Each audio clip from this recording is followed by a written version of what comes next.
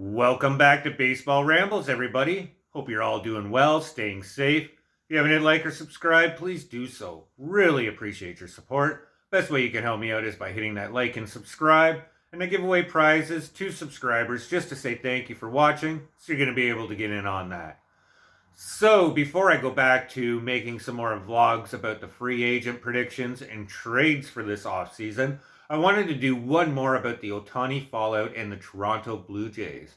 And one of my biggest concerns from this is there's going to be an extreme pivot by management, maybe to cover their jobs, and they're going to go out and make some quick signings that could be poor. Maybe some over signings, overpayment, over years, something to get some excitement and drive a star player to Toronto. I said if they were going to gamble, I'd be okay if they gambled on Cody Bellinger. I know it's going to be a contract probably close to $250 million, possibly. But this is a guy who could fill center field, eventually go to DH, plus 300 average, power there. A lot of check marks and a lot of needs for the Jays. Another need for the Jays is third base. And what I don't want to see them do is gamble on Matt Chapman. And yeah, Matt Chapman, in my opinion, is a gamble.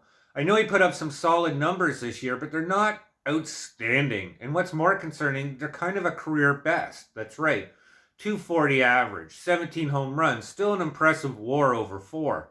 We're not going to deny that Matt Chapman is the best defensive third baseman, maybe in Major League Baseball, But what I cannot deny is his production, especially how shaky it was for the last half of the year. Really made me start to worry about what his output would be in his mid to late 30s. That's right.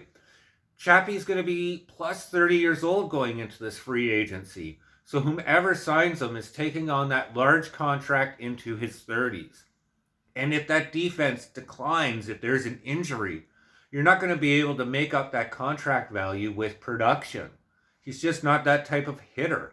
If you ever got a 250 average out of Matt Chapman and 20 plus home runs, that would be amazing on his standards. And that's why I'm upset that the Jays didn't get quick and strike on some of the free agents or trades that have already happened, specifically what the Reds and the Diamondbacks have done to fill their voids. And I don't know if it's Toronto and Matt Chapman that are really coming together, but maybe more, that doors are starting to close on Matt Chapman.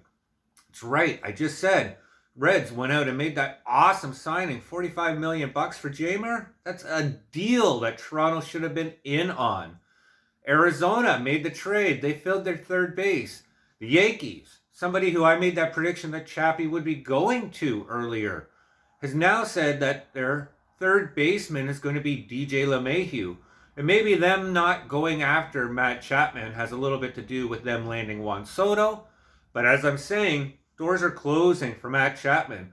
And really, in my opinion, Matt Chapman's down to 3 teams. People are saying Detroit. He doesn't want to go to Detroit unless they offer an absurd amount of money.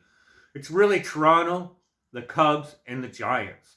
And it's going to be which team is going to overpay, because this guy wants $150 million. That's right. You're going to be paying Matt Chapman $25+ million into his mid-30s. Basically the same type of contract that we offered George Springer. Somebody who's a career hitter, somebody who plays the outfield and offered defense. I know there's been injuries and talk about George Springer's contract, but $150 million for Matt Chapman? No, thank you. So, I hope that the Jays get smart. I hope that they don't overreact to losing Otani, and I hope that they make decent additions to the team to make it stronger. I don't think Matt Chapman's one of those. Let me know what you think in the comments below. Am I being too harsh on Chapman? Do you really value his defense over his production?